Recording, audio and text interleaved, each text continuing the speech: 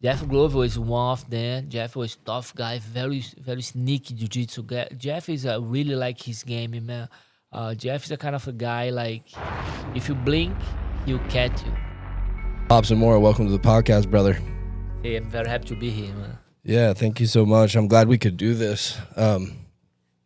We've been talking about it for a little while, and when I came down to Florida and did a little training with you a couple months ago, I was like, man, I don't know if I should ask him. I was like a little nervous, because I'm sure you get asked to do kind of stuff like this quite often because you're a well-known guy in the jiu-jitsu world, and a champion, a legend, Hall of Famer, man. I'm grateful to know you. Jiu-jitsu's changed my life, and in a lot of ways, And when I first started training with Steve, it was like I had been to a couple places prior and just didn't really like take it seriously. And then we did that first camp, and it was like, wow, this is just totally different than what I had been shown before, And so, yeah, it's just like such a privilege, for you to be here, and I'm very grateful, man. So. Thank you, man. Thank you. Yeah, it's an honor. Like I said, like I love to talk about jiu-jitsu. I love to use jiu-jitsu to help people every aspect I can. So it'd be great. Yeah. So you tell me kind of from the beginning of what it was like for Robson down in Brazil, right? You grew up in the favelas, right? And Steve's told me several stuff and stories and stuff like that from kind of like you growing up in your childhood and things like that. And so how did you get involved with martial arts, and kind of what age were you when you started?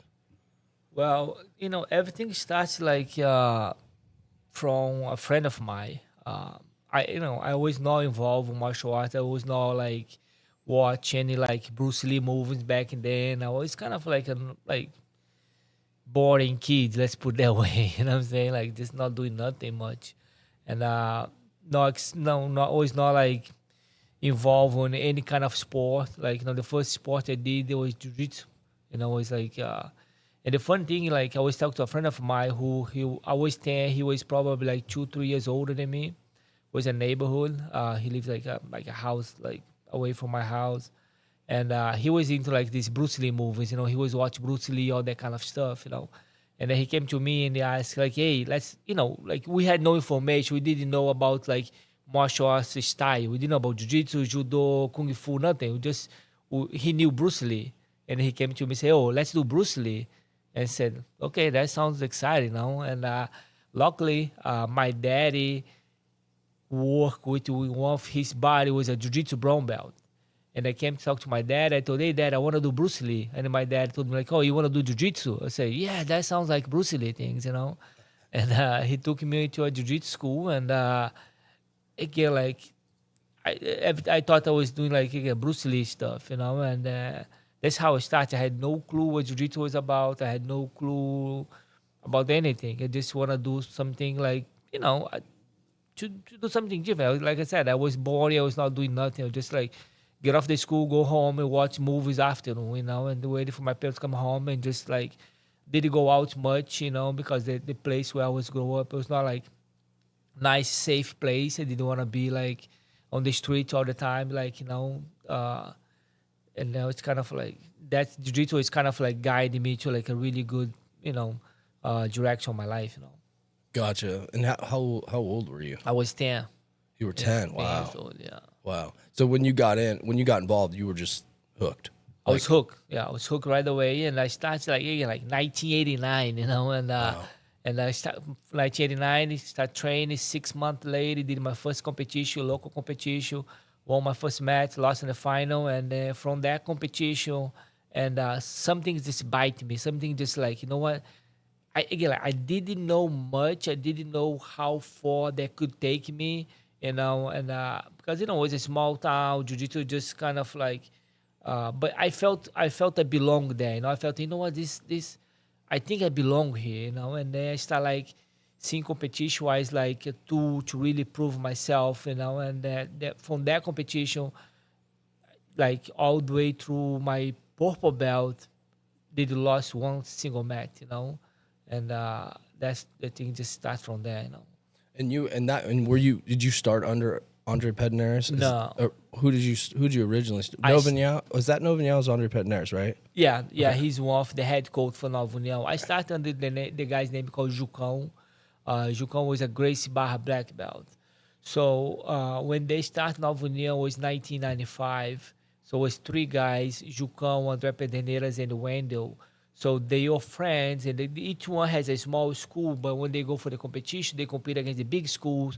They couldn't like perform. They had like quite a few guys win, but they couldn't like place on the podium as the big school was, right?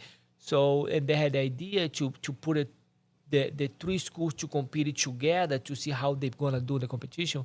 And they did it. And the first competition they did, they won the whole competition. They won like first place. And they got very excited about, and they brought their name. They decided to do, but each one has their own school. They didn't teach in the same location. They were different kind of like André Pederneiras in the Wendell. They were in Rio. Jucão was in Teresópolis, who is like hour and a half away in another city. Okay. So they just put the schools to compete under the same name on Nova União. So when they announced that back in the years from like the local like news like magazine who was cover the sport, so Carlos Gracie Jr., who was Jucão's instructor, told Jucão he couldn't do it. He said, "No, you cannot do it because you're gonna compete against us." So Jucão has to walk away, and they had a big sponsor behind who was sponsor the whole idea, and they told him, "Okay, you can walk away, but I need some of your guys competing under the Nova União name." So I was one of that guy, and I was training with Jucão, but competing from Nova União. And Gotcha. and then when I was my 16, it was a purple belt, and Jucão, who was my instructor, he moved away to a city like called Brasília, and that was like 10 hours away from my hometown. And this easy way to the school was nearby to me. The nearby was an hour and a half away to go train. It was André Pederneiras. It was the easy one to get there because when there was way too far. So then I was going to André Pederneiras training, and that's how my whole thing started to the Nova União thing. Yeah. And that's crazy because like the first time that I was introduced to it, this was in 2000 and so it's been 2005. The guy that I was training with, one of the guys eventually was going about an hour and a half just to get close to a black belt or guys that, were of level, because there was like, I mean, in 2005, I guess it's really starting to pick up in the U.S. more, but it was crazy because he was so like, that hour, 2 hours of training, driving an hour and a half twice a week, you know what I mean, was just like the world to him, and it was like, now we're blessed to be around, you can pick a direction and you can pretty much get to, some type of level of, competitiveness, so. No, yeah, I did that for my whole life. That's crazy. And I remember, like, when I was 16, like, purple belt, and I told my parents, like, I came from a very bad neighborhood. That my parents had no information, like, education information. They couldn't see much. So it was kind of very, okay, you hit 16, you're going to work with your dad to the manufacturer. Like, any manufacturer was in the town to help make some money to help the family.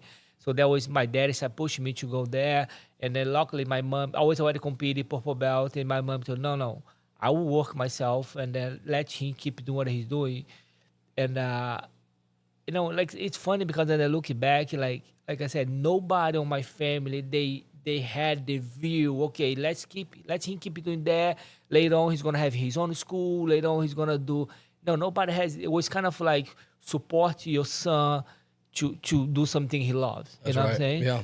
And I always take the bus from my hometown to Rio, who was taking an hour and a half away. I had a friend of mine who had like a local business. He always pay for my travel, back and forth. I was getting the bus in the morning, go to Rio, train all day long, take the bus, get back home, nighttime, and like, get off the bus station in my hometown.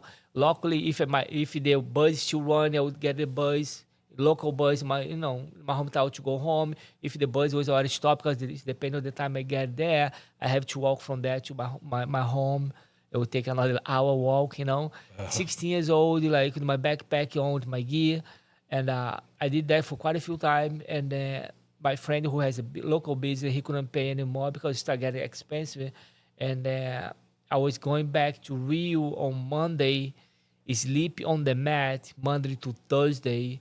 Thursday get back home. It was like, honestly, when I look back today, man, like 20, like more than 20 years ago, more than 30 years ago, and I look back and say, wow, how did I do that? And but it was very impressed. It was very very nice. It's again like when I talk about that, it's not everybody to understand that. Like I said, I did it. Like said, when I look back, like if you ask me today, like okay, like we talk about the view, right? I didn't have the view. I think my only thing was I don't want to be on the place where I grow up. I said I gotta find a way to stay away from here, because I knew if I stay there, they will drag me to the wrong spot. It will drag me to do bad things, and I didn't want that. And so I think that was my run. I was like, I always use that to run away from the place without know where they're gonna take me. Luckily, they took me to the place where I am today. Yeah. And who instilled that kind of thinking, or how did you like come across that, knowing that, if this is where I stay, here's the consequences that I could potentially have in my life? Was it like your parents? Were your parents like really like instilling you like the right direction and things like that? Or we're at a young age, because most kids, have a tough time unless they have good influence around them that are having that thought process. I think it was to see, I always see kids every day. They'll drag you to that hole, and the thing is like, when you grow up in a place like that, so what these guys they do, they get these young kids to do the job, to make to do the job when the kids don't get in trouble, right? Trouble on the police, stuff like that, right? So what they do, they give these kids like a new shoes, a new nice clothes, and then these kids like they dress nice, they feel good, like and then they go do they take the delivery drugs, deliver all this kind of stuff, and the bad guy just stay on the top of the hill. Just like, the police cannot go there and the kids doing the job. So the police get these kids are underage, and nothing they can do. They just throw these kids away. They say, okay, go home, because this kid's supposed to be in the school, right? But like this never happening, right?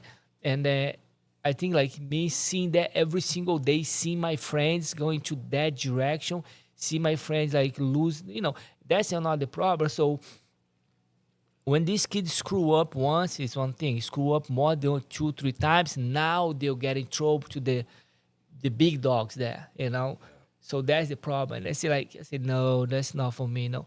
So my parents, like I said, they didn't have information, but they'll say like, look, don't go there. That's gonna be bad. Don't go there. And they work really hard to make sure we had everything, so then we don't have to go there just like, oh no, I wanted that shoes, then like the Nike sneaks, no, I'll pay for you. I'll work myself hard and pay for you. Yeah. So that was kind of like kept me and my brother like the right track, and again we are like we're good kids, like we have all the family support as a love, like support as a family, but not support as a finance to really put you in the good schools or nice vacation, stuff like that, Yeah. But like I said, I'm so glad, I'm so blessed, like so everything worked well, So.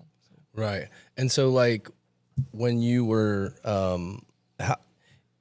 versus today, how different was, I mean, you're saying like you're there 4 or 5 days a week, staying on the mats, sleeping on the mats and then coming home.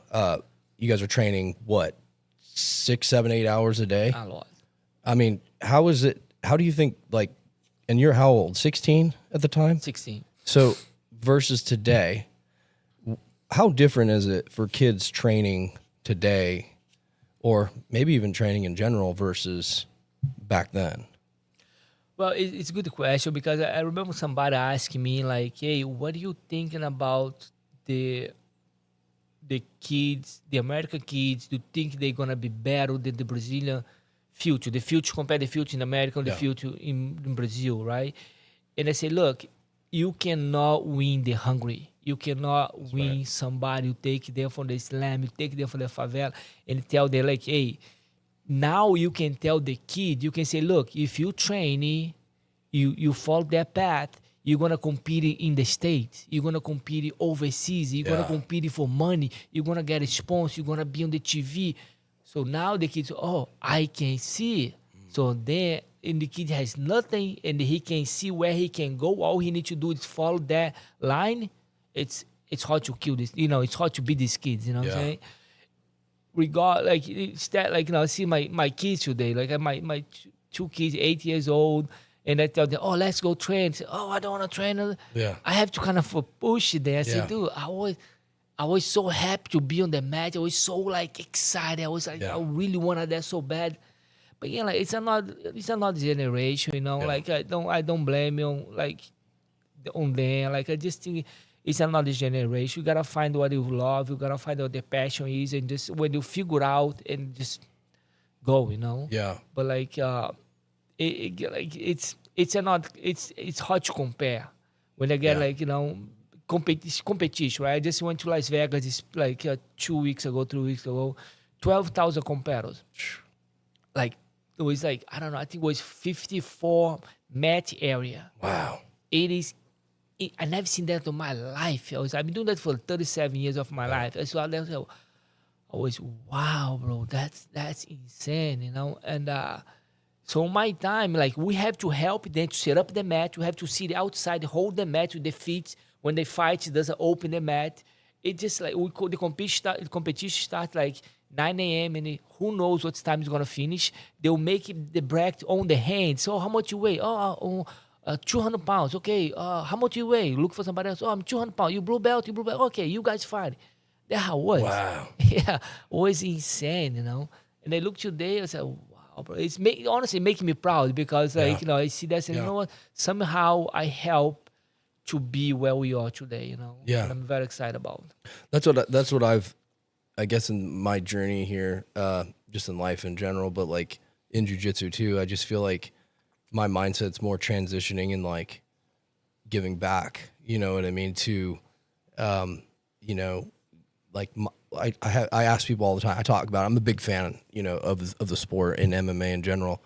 And, I'm kind of look at things from a fan perspective because, this is where I go and get fed for my happiness and love for something. And so like, it's like, I think I've changed into like, man, like I really want to like help people. Cause it's like, you can like, it's like in my head, I'm like, I just got to get them there. If they can just get there and just like hang out with us for a couple weeks, it's like, you just almost like get locked in, cause you start to see the benefits. Like, yes, you get stronger. Yes, you lose some weight, but I almost feel like, and I don't know if I'm right or wrong about this, but I almost feel like there's so much more than just that, I mean, you're battling through some serious, it has helped my mental, I call it, I guess mental illness and stuff like that, tremendously, And so I don't know, I guess it's like you start seeing it, you see guys come in and then boom, all of a sudden they're like,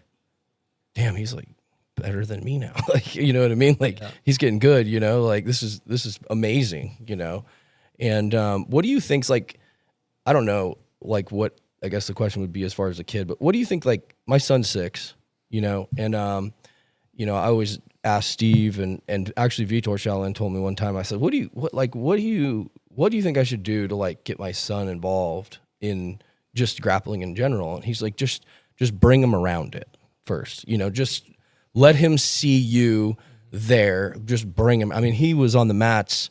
He was pretty much a newborn baby the first time I ever bring him to Steve's. I showed up one day and we put him in the car. He was in this like little car seat thing, and like Steve like blocked him off with ladders and stuff while we were training. So what do you think like the appropriate age would be for a kid to start in the grappling world, I should say, wrestling, jiu-jitsu. I mean, what do you think from maybe a kids program, perspective or something like that? So it's a good question. Like I kind of believe same thing. I think like bringing him around and just kind of let him see what are you doing. I think that's the huge thing. That's what I do with my kids. Like I make sure my kids is seeing what I'm doing. If I'm home, if I'm doing my training home, my workout to the garage, I make sure the kids they see. If I'm eating health, I make sure my kids see. If I'm reading a book, I make sure the kids see. Whatever I'm doing, like positive, whatever I'm doing, I believe. I make sure they are there. They see, And honestly, like when I see, we have some amazing kids today, right? And I compete on such a high level, and they train really hard. But my point is, I think kids has to be kids as well. So when I look back on my thing, right, and all I did my whole life was jiu-jitsu. All I did was jiu-jitsu. But again, like I think like my situation was different than like the kids today, right? So today, like I'm not like exposing my kids to too many sports, but at least I'm exposing my kids in something like they like. Like pick two things you like. Let's work on those two things, and then let them kind of describe themselves. Then let them like Dad, I like to play soccer. Dad, I like to do jiu-jitsu. Like Dad, I like gymnastics. So when they figure out what they like, they can push them a little more. And because again, like I see some kids today, they compete really well, they win, they train really hard. But like my question is, do you treat them as a professionally or do you treat them as a kid? Because when the time is past, man, we look back and say, man, I missed the best time of my life. I didn't enjoy the moment. Like I see myself, like I didn't enjoy anything as a kid. I didn't enjoy like to go play outside, play soccer, travel with like friends because I was so busy doing what I was doing, And again, I don't regret, but when I look back, I say, you know what?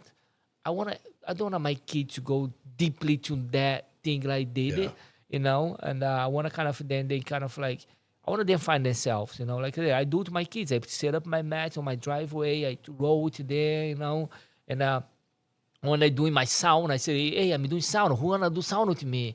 Hey, I'm doing the cold bathtub. Hey, put your hands over here. I'm kind of like letting, what's that for? They say, is that for this, that for that? And they, that's cool, I think that way you kind of like teach them without forcing them to do it. You know what I'm saying? Yeah. Yeah, I remember like one thing happened to me, like when I was probably my 14 years old. I already had a sponsor, and I was doing really well. I was a Brazilian national state champion, whatever.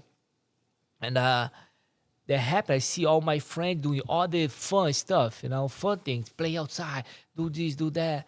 And then I came home one day. I told my dad, you know what, Dad, I don't want to do jiu-jitsu anymore. I just want to be like a normal kid. I want to do all that stuff.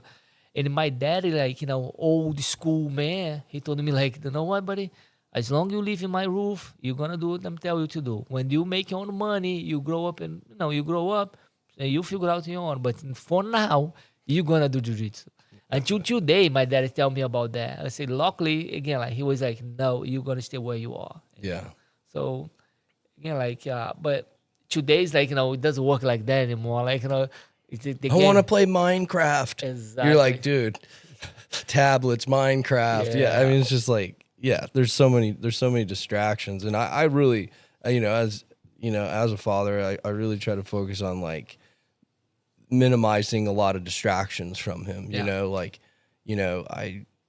I try to bring him around it as much as I possibly can, but I also, I help coach his baseball team. So it's like, I watched a guy talk about, he said, stop defining what your kid's going to be in a sports term. So you say, oh, he's a football player, or, oh, he's a wrestler. He goes, start calling him an athlete. Because then once he starts understanding what an athlete is, he can do any of them. So then when he goes to this sport, you know what I mean? I'm an athlete. I can do baseball. I can do soccer. And, cross training is amazing. I mean, guys that do gymnastics and come over to jiu-jitsu are like insanely flexible and strong in so many different areas. And the same thing with like, wrestling and football transitioned. My buddy he played college ball, high school football, and all that. Well, he was also a wrestler, so he was like a hell of a defensive lineman, because of the way that they have to be able to control the body and stuff. He wasn't that big, but it transitioned over like super well. So I don't know. I'm always like, it's just different now, I mean, I didn't have that same upbringing you did, but they weren't as soft as that we are today. Oh yeah. It's just a different world. It is. Again, like that's what I said. Like it's hard to blame. It's hard to say, like, oh, my generation. But we didn't have that stuff on my, my generation. I was talking to somebody this week. Like, the first game I had was like we call like Atari. The one you have the thing like you do. Like, that's what I had. Like we didn't have all these fancy games. Like if we had back there, we'd probably be hooked anyways because it's fun. Yeah, it's good stuff, Yeah. And like we didn't have iPads. Like. So it's thinking about like if I was a kid, I want to have iPad. I want to have my iPad, do my games on my thing. That's why like it's hard to blame. Like again, like make it like okay, you have the time to do this, you have the time to do that.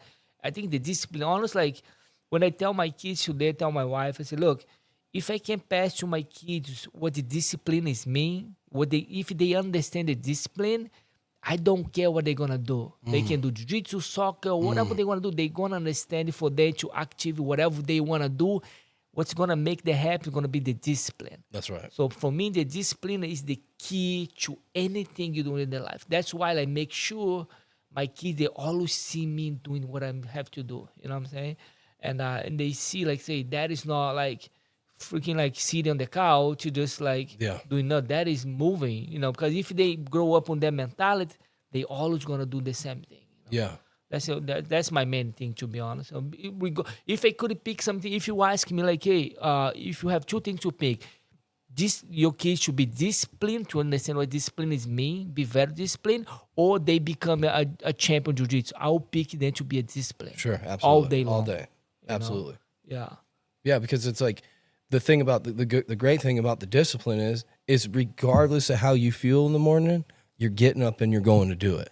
It's like you've calloused your mind into waking up and doing what needs to get done regardless of the excuse, And I struggled with that for a lot of years, and I give jiu-jitsu kind of a lot of credit on that as well, It's not everything because you have to do some work yourself, but man, discipline's massively probably, and I totally agree with you. I think it's got to be at the top of the most crucial things to be able to teach somebody. Yeah. So if we as a parents teach our kids how to be disciplined, man, you'll be fine. Your kids will be fine. No matter what he pick to do, whatever like education he decide to go on, degree he decide to go on, the discipline is gonna make the big change. Yeah. So I think that's my main thing on my kids. That's why I work really hard on my kids. Yeah. So do you do they currently do any other sports, or do they do like baseball, football, or anything like that? My son, he plays soccer. Oh, cool. Yeah. He plays soccer and jiu-jitsu. My daughter, she does gymnastics and jiu-jitsu. Oh yeah, that's perfect. Yeah, they do these two things. And soccer's big in Brazil, right? That's Brazil, massive. Yeah. Would you say that jiu-jitsu and soccer are kind of probably the two? Yeah, that's the two big sports biggest for sure. Yeah, in Brazil. Yeah. That's absolutely insane. I want to transition to a little bit about some of the Steve had wrote something down that I thought was kind of interesting. It was you were, and I'm going to kind of jump ahead, but I'm going to kind of bounce around a little bit. But this was kind of coming to my mind. But it was something happened. You were on your way to the Worlds, and was it a car wreck that happened? Yeah. So tell me a little bit about that story. What happened? Yeah, that's nuts. Yeah, that was like early 2000s, I don't remember, it was maybe 2001, maybe 2000. So I was living in this town called Ribeirão Preto. It's known as a Brazilian California. It's very similar to California. A lot of lights, a lot of nice city. I moved there when I was my 20s to teach jiu-jitsu. I was teaching jiu-jitsu there. And So then they had the World Championship. I did my whole camp in Ribeirão Preto where I was living. This time I didn't go to Rio to do a training camp because it was like 10 hours away. I was living there. I was building my life there, And it was for the first time I was like seeing something outside my place, like meet new people, like see something like, hey, I'm build something now. That first time I felt like, oh, I can make it as a living, right? So and then we decided, the World Championship was happening, and I with my wife, I and two students, we left Ribeirão Preto in the morning, 6 a.m. to go to Rio. It was a 10 hours driving to go to Rio. Oh, wow. Yeah, it was like I planned everything to drive 2 days before get in Rio 2 days before the competition, right? That will give you some time to rest before jumping. I was competing on the black belt division, and these two guys, both were competing. One was competing on juvenile division, and the other one was competing on adult blue belt division. So I remember that day. I wake up. I stop in the gas station, fill up the car, and you get in the road, right on the highway. So São Paulo State, if you go to the outside São Paulo, they have a lot of sugar cane manufacturer. They make a lot of alcohol, stuff like that. So I was on the highway, it's like only my 20s, first time I'm very excited, like, not first time, but that was like my first car, like kind of like I don't know, I was already have my car for maybe a year, 2 years, or I'll drive around. It was not the first time I was driving from there to my hometown.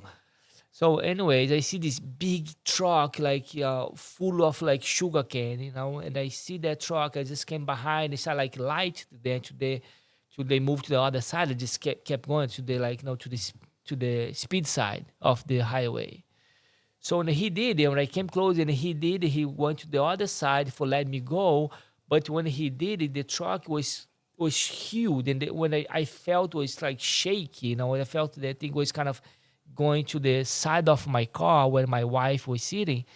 And then I just pulled to the left side. When I pulled to the left side, there was like a gap on the road. So I don't know if they were doing some kind of construction or something like that.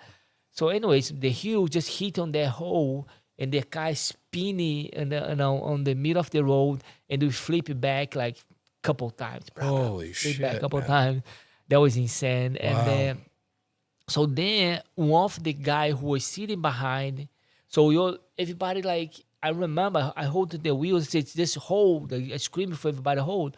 So when everybody's upside down, and then this guy who was sitting in the back seat, somehow he was outside, help us to get off the car.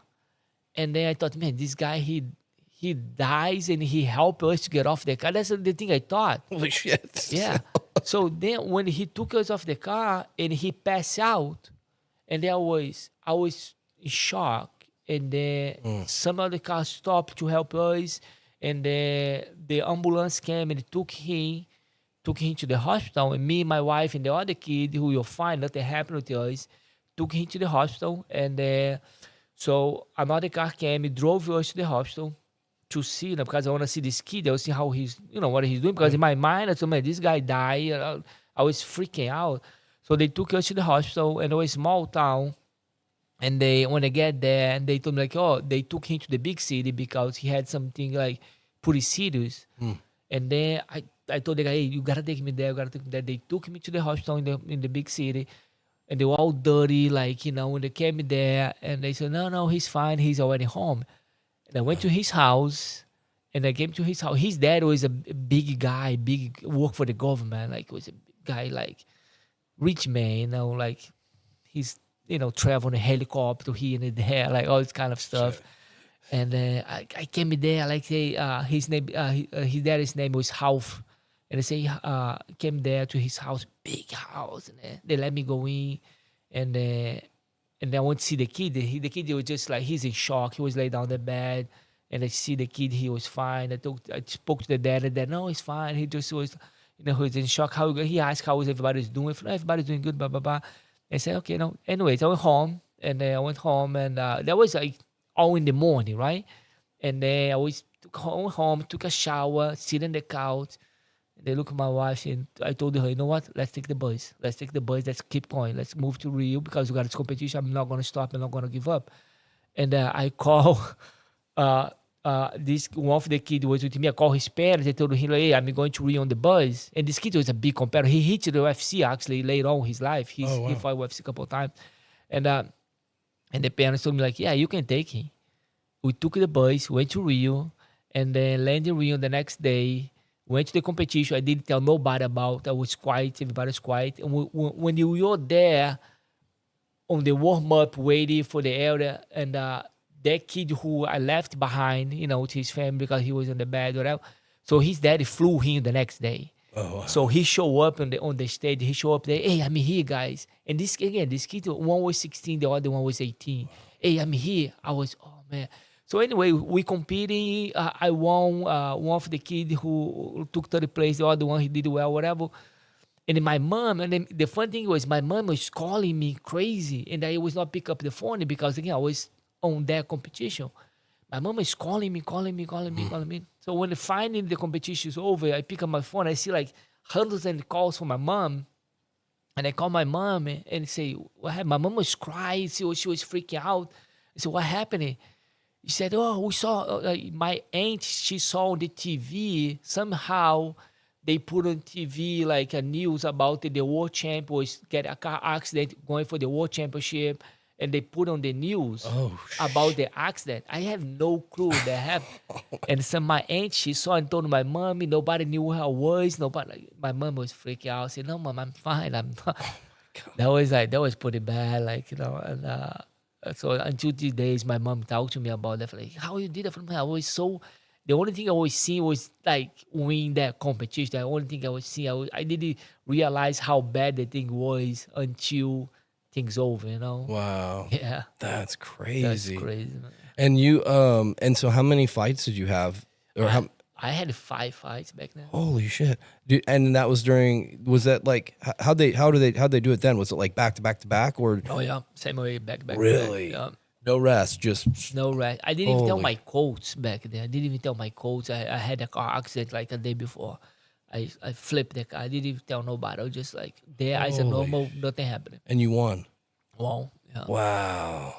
Yeah. That is savage, dude. That was crazy. That's crazy. Yeah. You were just so dialed. You were so focused. I was I couldn't see anything else. Just the only thing I could see, just gotta do what you gotta do. That's what I trained for.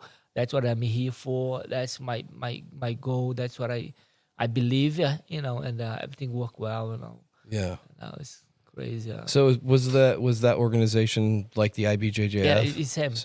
Oh, same thing. Yeah. Okay. How different is it from here versus there? Is it the same? Everything across the board the same? Same thing, yeah. Okay. Yeah. So do a lot of the guys from Brazil compete over in IBJJF? I don't really follow it that much, so it's huge over there. It's big, massive, yeah. The Brazilian National Championship is one of the largest jiu-jitsu competitions they have. It's kind of like the worst match. They have like 7,000 competitors. They do the whole week. They start on Monday, finish like on Sunday. Oh, okay. Yeah, I gotcha. It's huge. Yeah, that's freaking crazy. And how did you know Gustavo and Leo and Vitor and all them? Were you competing against some of these guys, or were you guys all on the same under Novignal on the same team? So with Shaolin, with Vitor, we competed twice against each other. Actually. Okay. And to the blue belt juvenile, and one was on the Brazilian National Open Division, and I lost to him. And then we did a super fight after, like a few months later, and I beat him. So then we fought twice. It was 1-1. And then later on, we just became a teammate. So when they start the whole Novo thing, that's when we start training together. I gotcha. That's how I met the guys, like Shaolin. We kind of knew each other through the competition, but like training together, like being in the same match, like, build their relationship. That's when it was after Novo União start the whole thing, Gotcha. Because he's Gustavo's the one that does the BJJ mental health coach. Yeah. Right. Did you start? He started that, or were you a part of that, or? No. Okay. That's his thing. Gustavo started training. So when Gustavo came to Nova União, he was a purple belt. I was already black belt, and I did have a lot.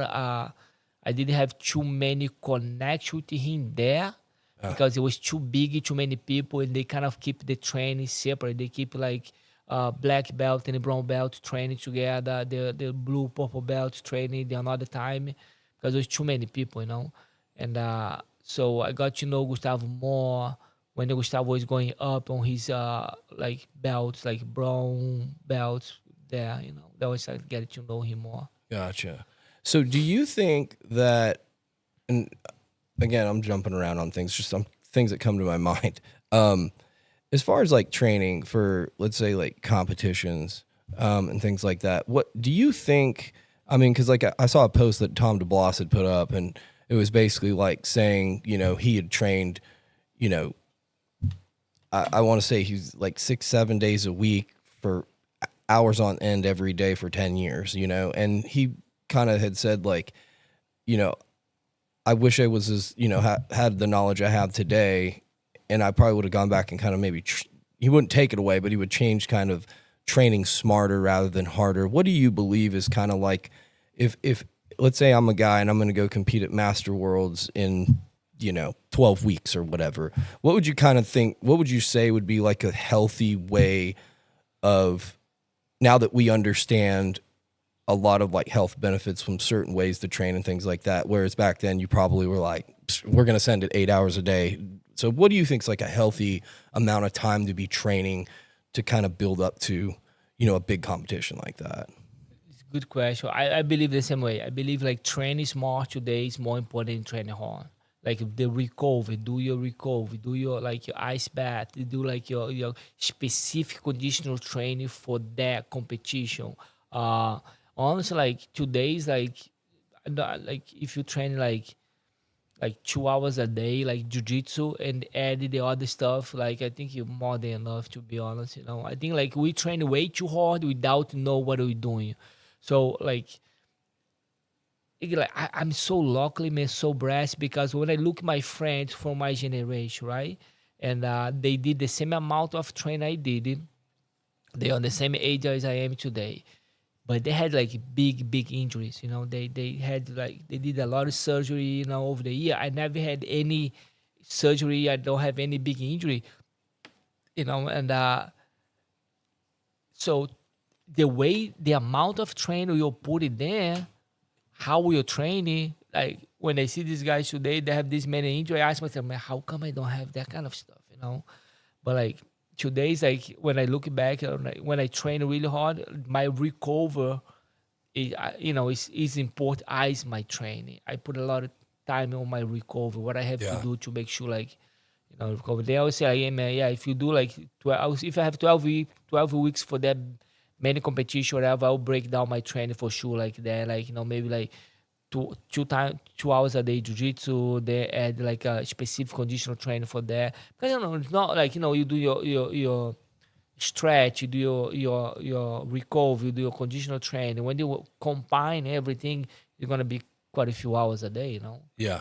So Yeah. Oh yeah, for sure. yeah. Yeah. I mean, like, yeah, because you like see it with a lot of injuries coming. I actually saw a statistic that said that, because I was thinking, okay, well, where are most of these injuries happening? Like, what during jiu-jitsu, where are they happening the most? And for the longest time, I thought it was obviously like your legs, right? The leg game, but they said it was actually like takedowns. It's probably one of the highest, that people are getting injured, I guess, obviously, because you're slamming the body. You could, some of the back, a rib, head injuries, and things like that. So, what do you think about the difference between gi jiu-jitsu and no gi jiu-jitsu? What do you think translates better? Someone who kind of comes over from a wrestling background, maybe just a no gi style to gi, or do you think gi transitions into no gi better? Well, I'm like, yeah, I love gi. I love no gi as well, right? So my passion is on the gi, but I do love gi. So the way I see like the gi is gonna sharpen your no gi game. So if a guy walk in the school, he just I'm not it's one thing you be tough and you one thing you be good on jiu-jitsu. You understand jiu-jitsu, So you get a wrestling, right? Tough guy, right? Very tough wrestling background, and he jump on jiu-jitsu. He can be a really tough guy to be beat, but that doesn't mean he knows jiu-jitsu, right? So if their fights go long, as long their fights can go, so I think the jiu-jitsu's got a better tools to somehow pull some submission, right? Right. So and then said that honestly, like I tell my guys all the time, if you are no gi guy, just put no gi, and you put the gi, you're gonna feel like a fish of water.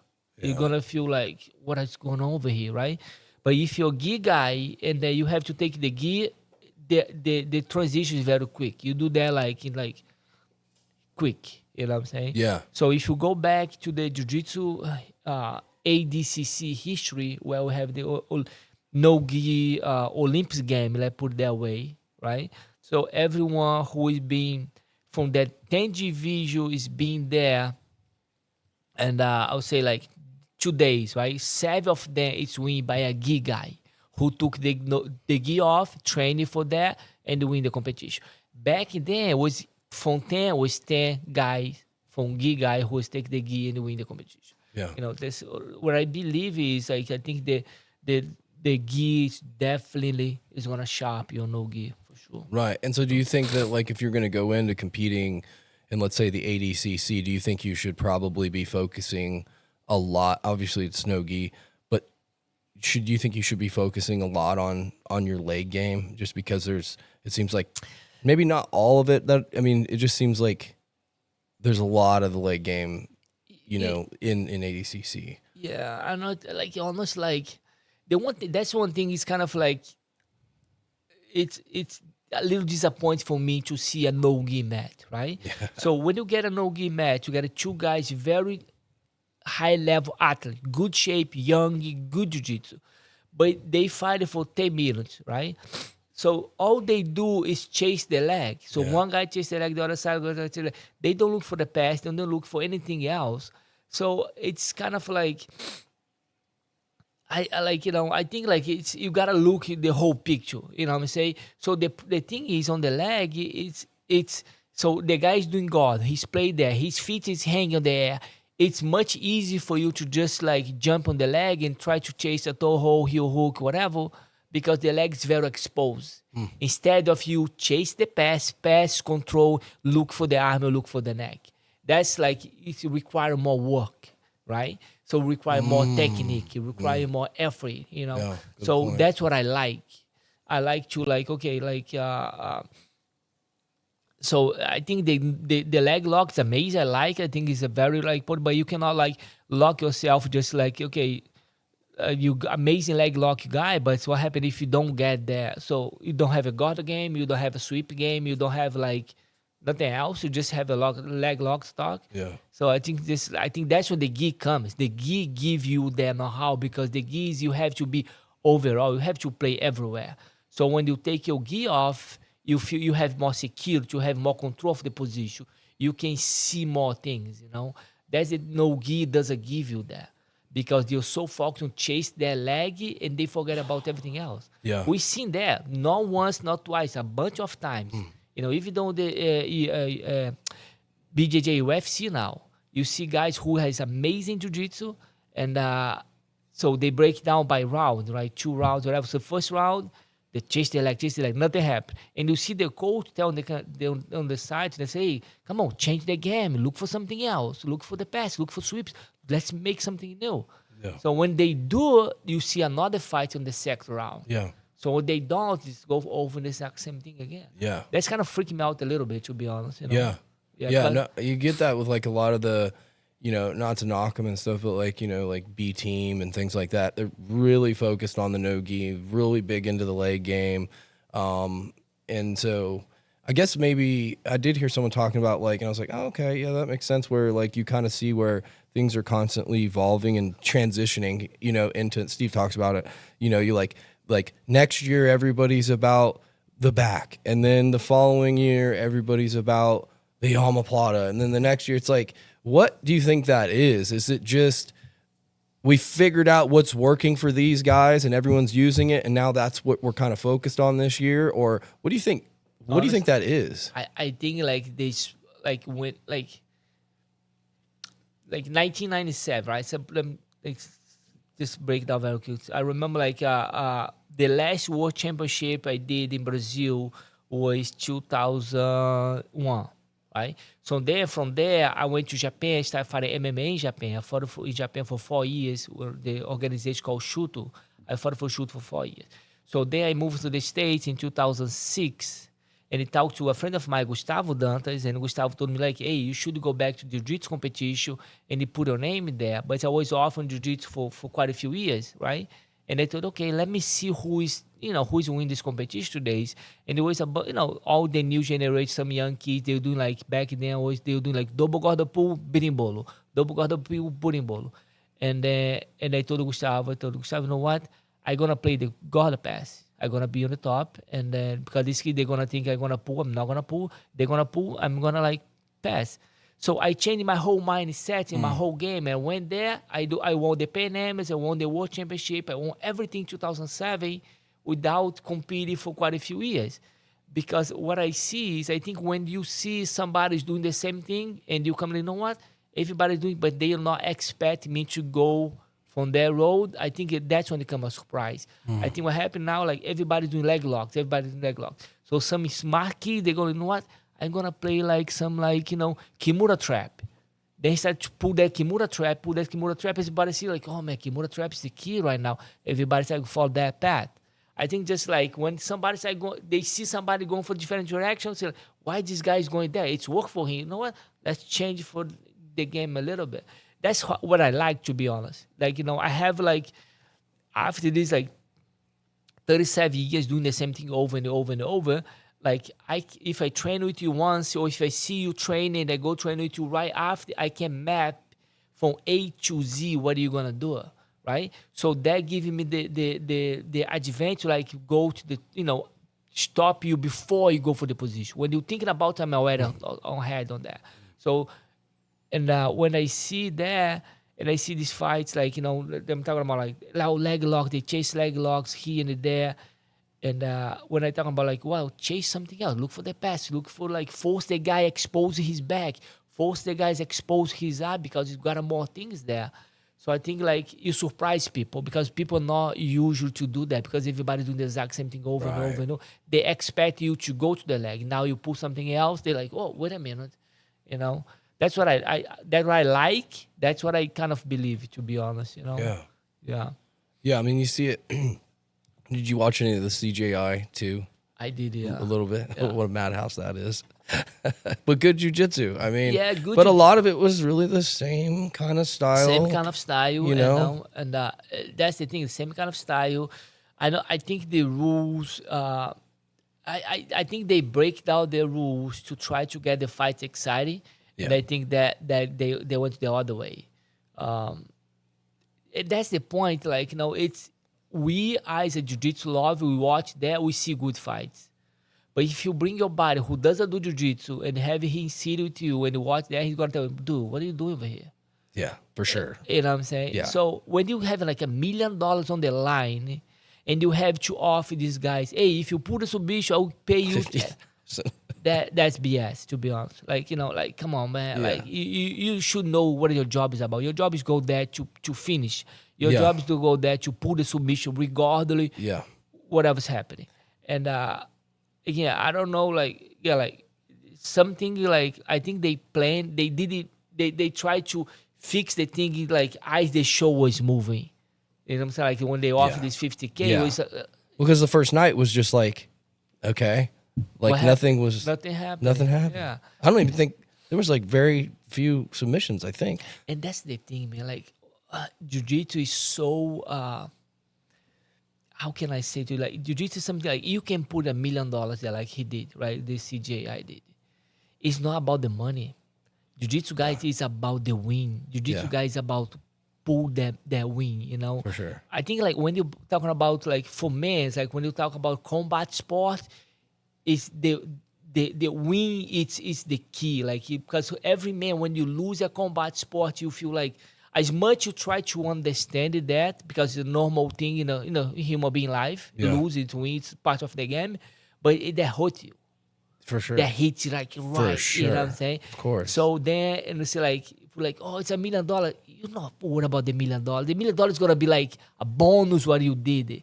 You're thinking about like pull that win, they get your arm raised, and people scream, say, "Oh man, it's the champ over here." That's what motivates you. That's what drives you. Yeah. So and then like when you're there, you fight like in jiu-jitsu. It's like it's the rules on jiu-jitsu is finish, go for the submission, pull the submission, and so when you talk, let's say like when you pull my generation from my generation, I was competing again like the from early 2000 to 90s, right?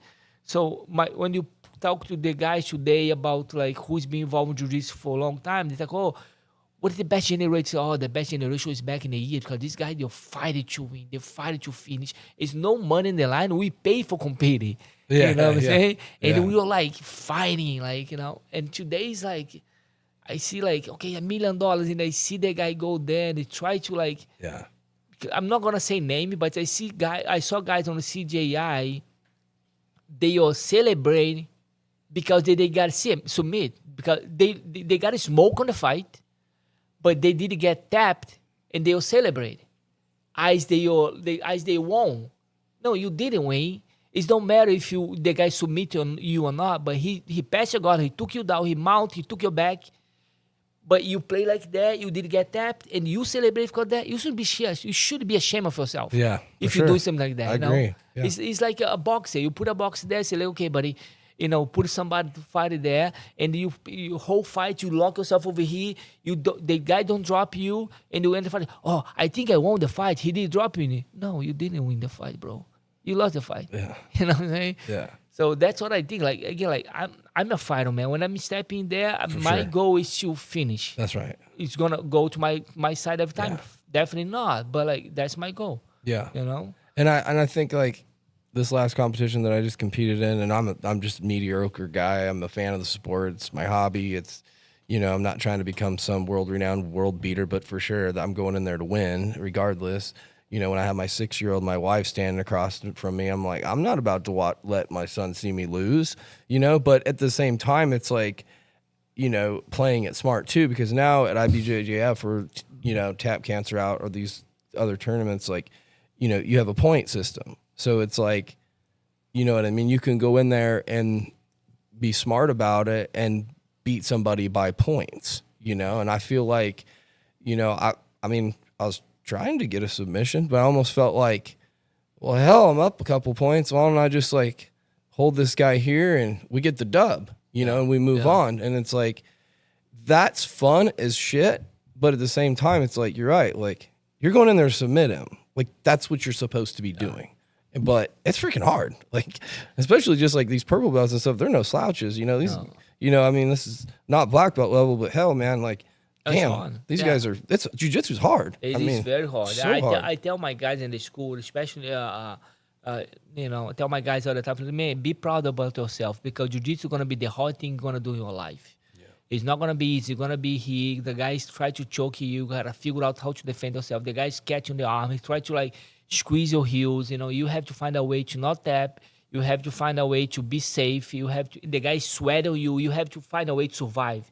Jiu-jitsu is gonna be the hard thing you're gonna do, Yeah. But that's make you so mentally strong. We don't have people who doesn't do jiu-jitsu, they have no idea what we're talking about. No. Because like mentally is nobody can beat you. Like, if you feel like mentally like impossible to be beat and like how to protect yourself physically, man, you're in the good shape.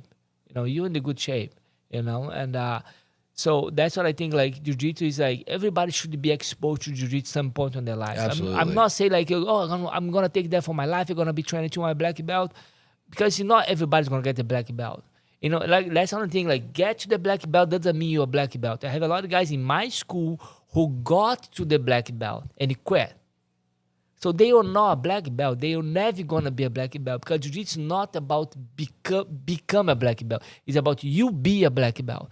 You have to really embrace that. So like, that's right. Because like that's when you brace that, you take that for your life. Everything's gonna be involved on that. And the people, like a lot of people, we have this missing communication. People say like, oh, jiu-jitsu lifestyle. They think like, oh, what's that mean? Like walk on my flip-flop all day long, do jiu-jitsu all day long on my tank top, like 90s back in Rio de Janeiro, and people hang out on the beach all day long.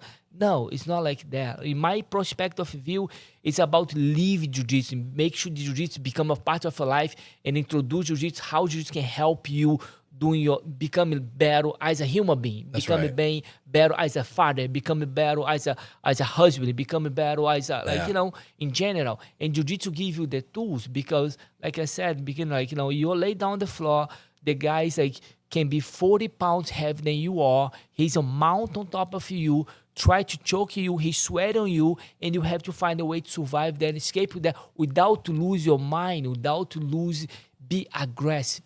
So to learn that, it's hard, very hard. But when you learn that, you can survive anything else. You know what I'm saying? So that's how I see jiu-jitsu. That's what I try to pass to my guys.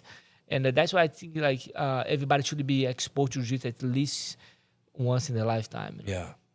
And I think that's like I made a post the other day, and it's like, we've been seeing some kind of a lot of really tragedy in our country right now, as the late Charlie Kirk was shot and killed. Rest in peace, Charlie. But, like everybody wants to be, go on the offense and start attacking and getting pissed. And, and it's like, we can only change oneself, and like, if you don't know a martial art, learn one. If you don't know how to shoot a gun, learn to shoot a gun. If you don't know how to hunt, you need to learn how to hunt. If you don't know what eating healthy is, you need to learn how to eat healthy. And if you don't know who Jesus is, you probably should know, and it's like, and these are just simple, basic things that I think as men, let's just talk about men, for instance, of course, females as well. But like, these are really, all of them are very difficult, and you might be really good at eating, but can you defend yourself if it need be? Right. But even in jiu-jitsu, it's like for me at least, like, yes, like the competition and the hardness of it, and being able to defend yourself is good, but it's like such a small aspect of it. It's like, it just brings me so much more, you know what I mean? And I always tell people, I'm like, if I could just hand you what I know right now, I wouldn't do it. Yeah. Because then it would be missing the point of the joy of the journey for you, man. Because I think that you're right. Like, I love the way that you guys that have been in this game for so long that speak on this stuff, man. And, because it really does. It really helps people, and that's what I believe. I think that's why it's amazing I keep doing that. You see the transition, the change when they start trying jiu-jitsu, from kids, from the women, from the adults, for everybody. You see that change. It's very priceless. It's like, man, it's great. I have two girls in my school, right? Two moms. Their moms, they're like over 40s, and they are not like. When they start training, one's a brown belt now, the other one's gonna get a purple belt the end of the year. The brown belt, she just won the world championship again. Oh wow! For the second time. Awesome. And they're busy. Their mom, 2 kids. They have house, husband, everything. And I tell them today, and we flew to Las Vegas. I told them, I've been there for quite a few times. I said, like, I never thought in my whole life you guys are gonna still stuck on jiu-jitsu. They are the kind of people walking to school say, like, no way they're going to be here. I was doing everything I had to keep them on the mat. I kept them on the mat. They are high belts now. They love jiu-jitsu. They've been training for like close to 10 years, And but like they have all the tools and the excuse to not do it. They could say like, oh, no, I'm a mom. I try, but it's not for me. They had everything. They didn't. They kept doing. I see them today, and they are in amazing shape. They are in better shape. They tell me that, man, I'm feeling better shape than I was in high school. And their mom, husband, wife, kids, and everything. And they'll say, wow, that's again, like, that's priceless. You cannot be more proud about yourself when you run something and you get that feedback from like your customers, who become your friends, your life. Because now they are not only my student, they're part of my life, And you cannot get a better feedback from that, Yeah, because I hear it all the time. It's like, hey man, you should come come check out a jiu-jitsu class, or hey, let's go to the gym. Oh man, you have no idea how busy I am. I'm like, dude, look, you see what I have going on around here? I am a busy MFer, man. Yeah. And trust me, I always find time to make sure, because, you know, if you're not around it and you're not shown it, I guess you really don't, you're not going to ever know. But, you know, get off your ass and try something different, man. You know, like, there should be no excuse. We have so much information now. There's no excuse not to. If you want to learn how to take siding down off your house, you can go to YouTube and watch a video on how to do it. The information is just, it's massive now, you know. So like, there's literally no excuse for anything. I remember I saw Hansel Grace said that thing one time. Like, it was really got stuck to me. You know, I saw Hansel said like he wanna be a 80 years old man sitting on his chair with somebody cleaning his private, and he look back and say like, man, I was the man. I did everything I could with every tools I had. I try everything. Then you feel like proud about yourself. Instead, you become like 80 years old man or whatever old you are. You sitting somebody like clean your private and say like, shit, man, what did they do in my life? I had all these things I want to do. Time's passed. Now I don't have more time, and what I do? You know, just like, we live once, you know, and we live once in this life, and like, be the best you can. Like, just try it. Like, I'm not saying like that. Maybe it's not for you. Maybe it's not for you. Right. Like the 5 things you said, that's make complete sense. Like, you know, you should learn the martial arts, like you said. You know, believe in this, like hunting, because all this like life skills. You know what I'm saying? Like, so what happened if you need? What happened? Like, you know, and so I think like we should be like, and especially the thing will happen today world-wise. You know, we have to be looking more for that kind of stuff, you know, because you never know what's going to happen. You never know what's going to be coming to you or to your family. And, you know, it's funny because I remember I was reading about this guy. He was a psycho guy, whatever, who was kidnapped kids, right? And they ask you, how you pick your victim, how you decide who you're going to pick. And he said, I look for the parents. If the parents are weak, that's the kids I'm going to go for. Absolutely. Dude, like you have no... Like, you cannot do that. You gotta fight for yourself. You gotta fight for your family. Like, you know, that's the thing. Like, it's unacceptable, to be honest. Like, you know, like I said, I'm the kind of like, I remember like when at least Hansel said that many years ago. I said, you know what? That's gonna be me. When my last day of my life, I wanna have like a flashback and say, you know what? I'm ready to go, but I was the mother effer, bro. That's right, baby. You know? Yeah, that's me. You know? That's great. Yeah. You know, and you got. You know, that's exactly how that I live my life, you know, and it offers me get involved in something. I mean, it doesn't have to be jiu-jitsu, but any type of, you know, it cures a lot of stuff, and people don't understand it, anxiety and stress and all this stuff that we carry today. And it's like, you know, if you're going to walk around sitting in that constantly, well, no shit, you go to your primary care doctor and they're like, you have ADD, you have bipolar, you have, you know, all these different freaking problems. And it's like, well, but let's look at like, what are you actually doing? Yeah. You know what I mean? Because that, you know, your diet's complete shit. You're eating donuts all day long. Well, high sugar intake causes a lot of mental issues. It's simple, you know, like, you know, kids, oh my God, my kid's, you know, he's high autism and he's got high this, and we have to give him on this medication. It's like, what the fuck are you giving these guys? Yeah. You know? Yeah, no, like so, like no, like my kids, right? They don't pay attention. They're 8 years old. They don't pay attention. They're like hype, like, you know, they're doing things, and then my wife is like, oh, you gotta take them to the doctor. No, you don't. No. Because I'm never gonna put my kids on any kind of medication. They're kids. Yeah, like They're no kids. way. That's not gonna happen. No. My kids, they don't have anything. They're just like happy kids. They were active. They got energy. Let's burn the energy. Let's play outside. Let's put them to do things. You know, and but what they do, the parents, they do that because the parents don't want to do anything. The parents want to be sitting on the couch and watch TV. So I tell my parents in the school all the time, I say, look, the kids, they never quit. So who quits is the parents. When the kids come in the morning or afternoon, whatever, hey, Dad, I don't want to go to jiu-jitsu. And the dad watch TV, said, okay, buddy, okay, you don't have to go, because the dad want to keep watching TV. If the dad say, no, let's go there.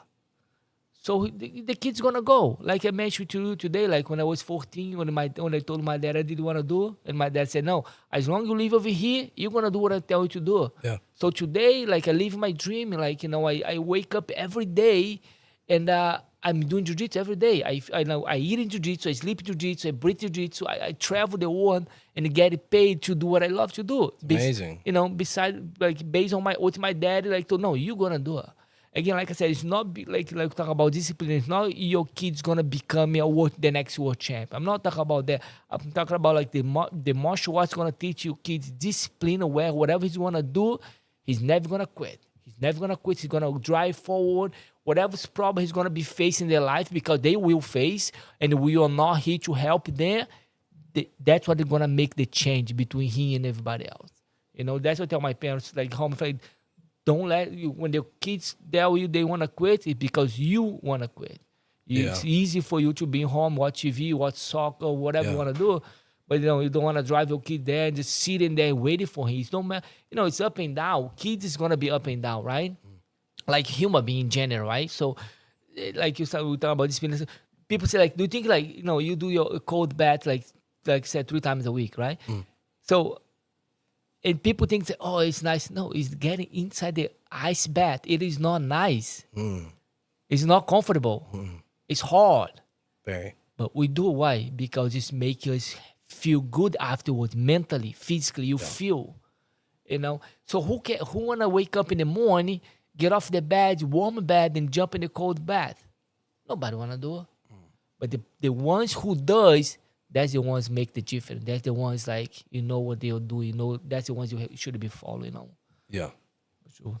And I know that, like for jiu-jitsu, and I told Steve this, like, when I first started going back to his school, it was like hunting. I'm a massive hunter. Like, it's like really big in my life, and it was like, I started going out of state and hunting in like Colorado and Wyoming and doing these big hunts that you got to hike miles to get to these animals, right? And it was like, how the hell do I got to do something, because just going and sitting at the gym and lifting weights and stuff like that just kind of gets monotonous. And so it was like, I got to find something that is going to like force me to like show up, and someone's going to like teach me something, you know what I mean? And I was like, man, I guess I get back into jiu-jitsu. And so I walked in and was like, have you ever done jiu-jitsu before? And I was like, nope.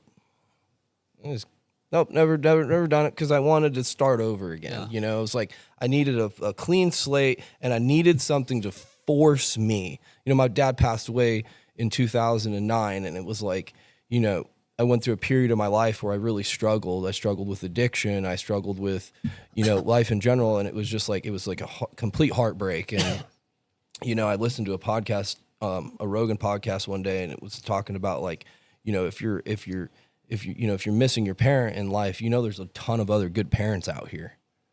You know what I mean? And attach yourself to a good group of people, because there's men out here that can help you. You know what I mean? And so there's just no excuse, I guess is my point. It's like, okay, something tragic happened into your life. Well, you're just going to continue to keep sitting here? Or are you going to go and try to, you can search out, someone that can be your mentor, and Steve has been a big mentor in my life, and, but yeah, again, no real excuses for shit today, man. There's just too much access to everything, and, well, let's a couple more questions, and we'll get wrapped up, because I know you guys got I don't even know what time it is. What time is it? You got 3:30. Yeah. So I kind of talk a little business with you about your business side of things and stuff like that. I'm a business guy myself, and I think that's the hardest part for me is the business side, because there's so many. You know how it is. There's a lot that goes on behind the scenes, probably running a jiu-jitsu school and things like that. So you started a big camp. Your big camp about 13 years ago or something like that. Yeah. And you started with how many black belts? Wow, like very few, maybe like 5. I'll say. Throw like a huge number, 5 maybe. And now you have 40 plus? 40 plus, yeah. Wow. Yeah. That's insane.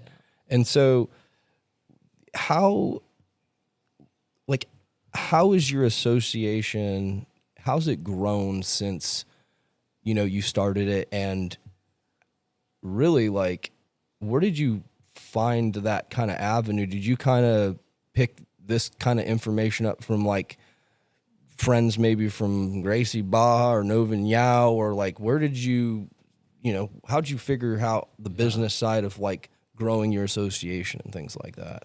Well, I had like a great, I had and I still have like a great mentor. His name is John Graybill.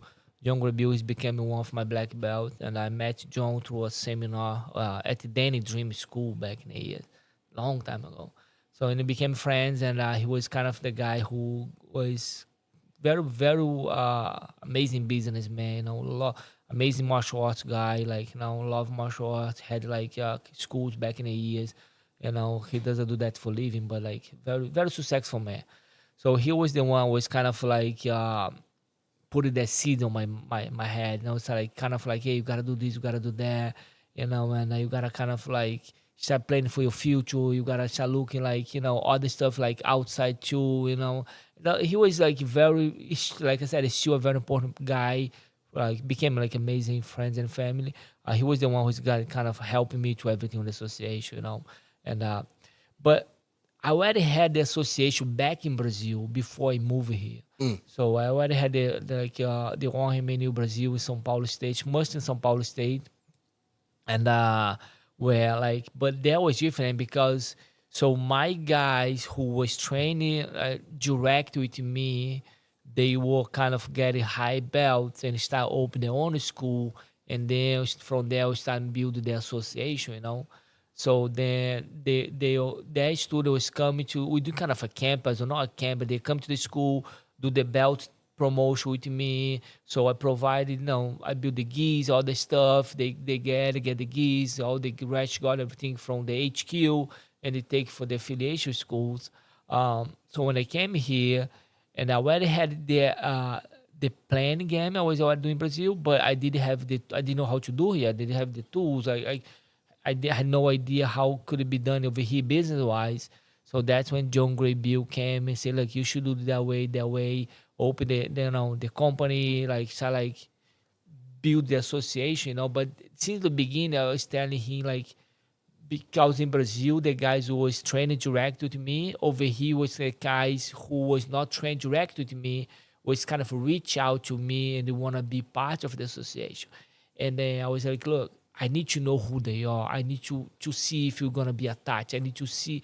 My thing was not, honestly, was not jiu-jitsu level. I didn't care about what level he is. I care about who he is, what human being he is, Right. because I can build his jiu-jitsu level. I can bring him to A, to B, to C, to D, whatever, because that's my job. But I cannot change who he is as a human being. You know what I'm saying? So Right. if he already have that, like, unless if you really want to make that change, but in the other hands, I didn't want to associate myself with somebody from another state if I don't know who they are, So Yeah.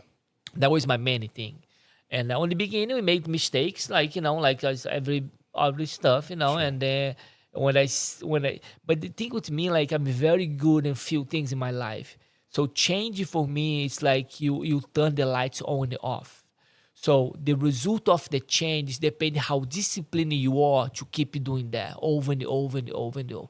But the change is happening right now. So if I tell you right now, hey, I'm gonna start losing weight, I'm not gonna do that tomorrow. I'm gonna do that right now. Right now, like right there on that moment, I'm gonna stop and start lock down, clear the thing, and know it's gonna be affecting me. So now, as I keep doing that, I get the result. Then my weights are gonna start drop, right? You see people like, oh, I'm gonna start losing weight.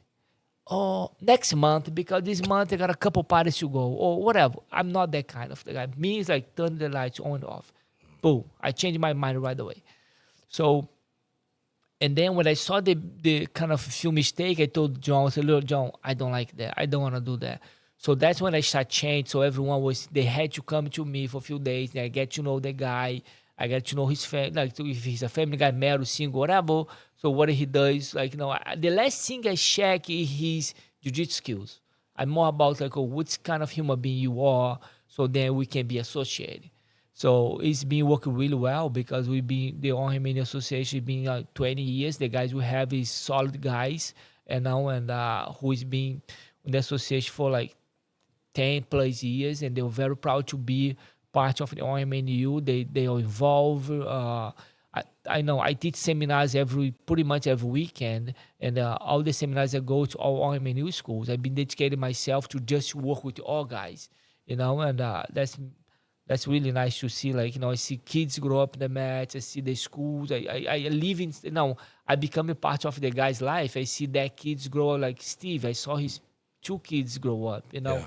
since they were little kids, and I go to his house. I sleep in his house, Yeah. like, so, I feel part of the family too, that's really nice, Yeah, and I felt the same feeling with it though too. You know what I mean? Like it's you have a family atmosphere when you go to, and I'll talk about our school.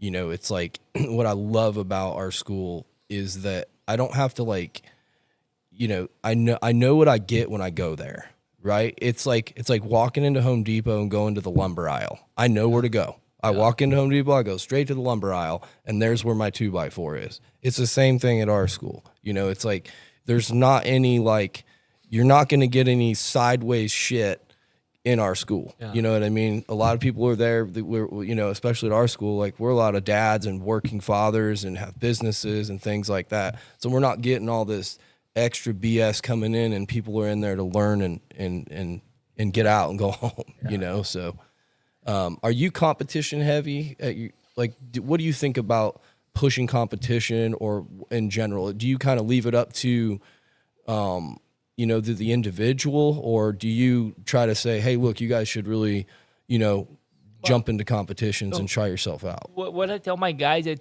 look, guys, if you feel you want to compete, I'm there with you. If you feel that's not for you, I'm there with you no matter what. Because I've been there. I know it's not easy. It's very hard. You got to go through a lot. And but if you asking me if you should, I will tell you, yes, you should do at least once to have that feeling, because it's not easy. It's hard, very hard. And but I'm not kind of the guy, like, I believe for you to be a good black belt, you have to be a big competitor. I'm not that guy, I think like competition is a part of jiu-jitsu. If you want to take that part of jiu-jitsu as well, you should. But if you don't feel like it's whatever you feel, you know what I'm saying? Yeah. I don't kind of like push, but like, again, like say, if you come to me and say yes, I support you. And if you ask me like, hey, what do you think I should do? I'll tell like you, yeah, you should at least do once, man, to feel. After that, if you feel like if you feel like that's for you, just jump in, Yeah. So yeah, I'm very open for that. It's a pretty scary place. It is, man. It's hard. That is a very hard, like. So I know guys back in Brazil, they are. You could tell the guy to go fight UFC right now. They will put him out guard on, gloves, then go there and fight anybody. And you tell these guys, hey, let's go to a jiu-jitsu competition tomorrow. They freaking out, they freeze, they cannot do it. It's just like jiu-jitsu competition is something just like I cannot explain it to you what it is, but it's something just hit you at some point. Some guys, they do well, some guys, they don't. And they're amazing jiu-jitsu. They inside the gym, they do great, and they're amazing fighters. But it's something just hold you, it's hard to explain, I don't know what it is. Yeah. But I see so many times, so many guys, Yeah, there's like, what does a preparation look like for you? Like, okay, you show up to the arena, you've done all your preparation, you've trained hard, you've recovered, you've ate good, you feel ready to go.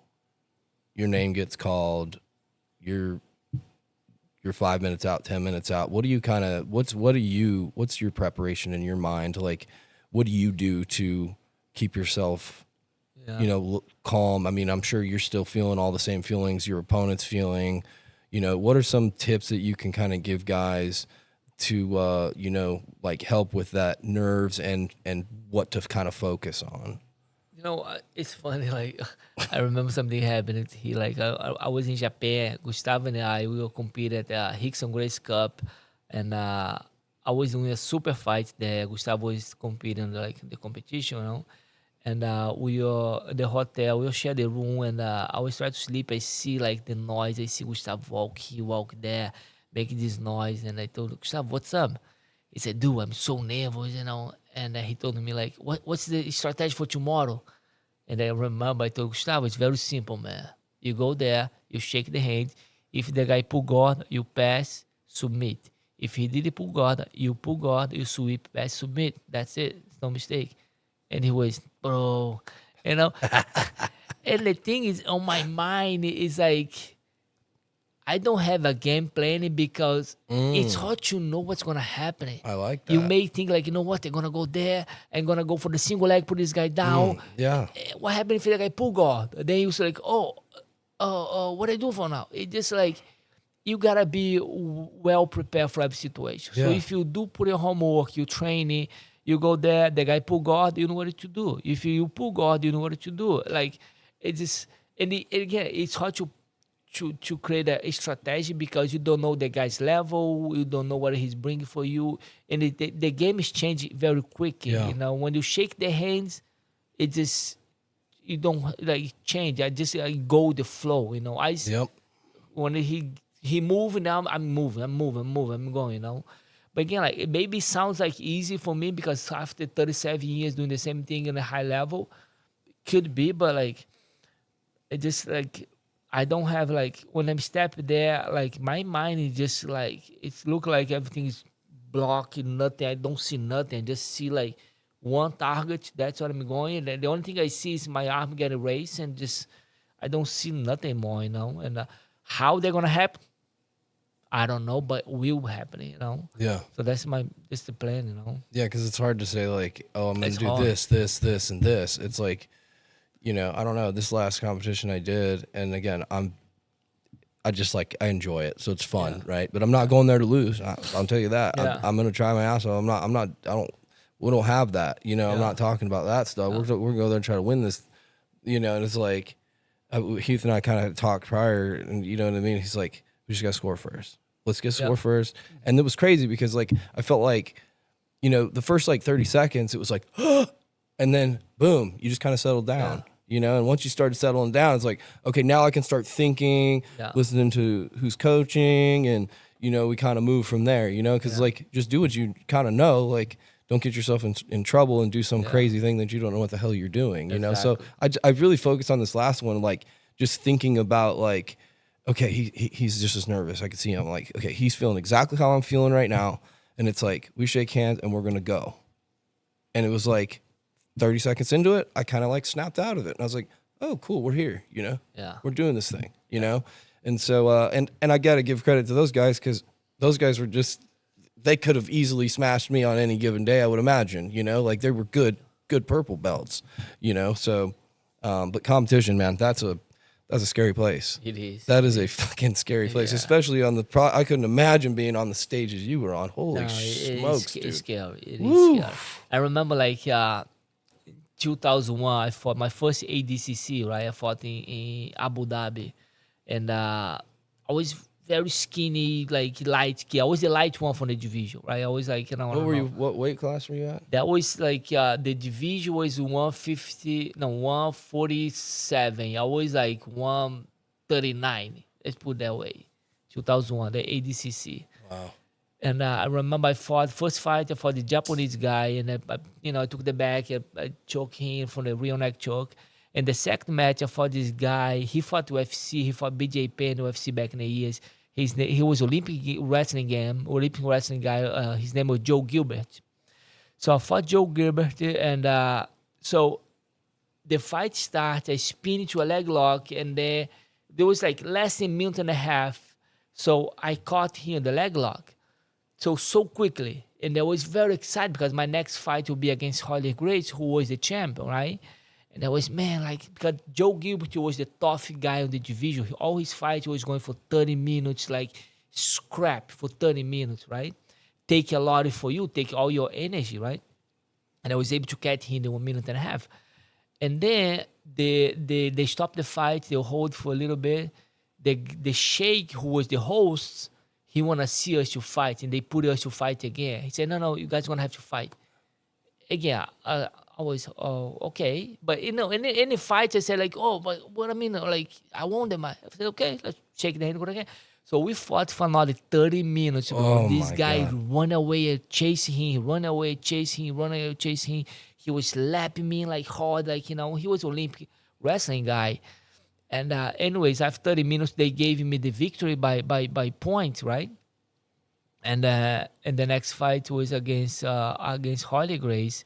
And the thing is like, it was not a game plan. It was like freaking like, let's fight, And I was like, just like when you're there, and so you just enjoy the moment, and like and just like for myself, like it's just like a privilege to be there. I just feel like, man, like I'm so happy to be here. Like it's not like I said, it's my mind, like, I want to win. No matter what happening, I don't put it like, oh, it's win or lose, it's going to be passing. No, I put it, I want to win. That's right. I will win. So afterward, if I lose, I say, okay, what I can take for that loss, And but my whole mindset is designed to win, regardless with the guys tough, no tough, you're gonna fight 30 minutes. If they had another 30 minutes to go, I would go for another 30 minutes because that was supposed to be. That's what I was there for, And so that but to step there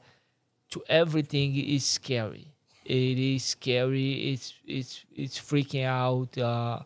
It's just like the emotional to go through your head, like it's a lot. And you have all your friends there, everybody, hey, you can do it, they'll push you, and you feel like you don't want to disappoint nobody, don't want to disappoint yourself, And it just get like, I give a lot of credit for everybody who step in because I know how hard it is, I be on that side of the game, and they're just like, it's the tough things definitely gonna do your life, Yeah. I feel like it plays and then afterwards you're just like, whoa, like everything calms back down again. And you're like, that was wild. And back on that thing I was talking to you about the Abu Dhabi, right? And so then I went to the semifinals, and I lost to Harley Grace by 2 points. Then I went to the third place, and I won my third place. I had to fight 4th match on that day. I won my third place. So when you go for the podium, and they pay you the cash prize right there.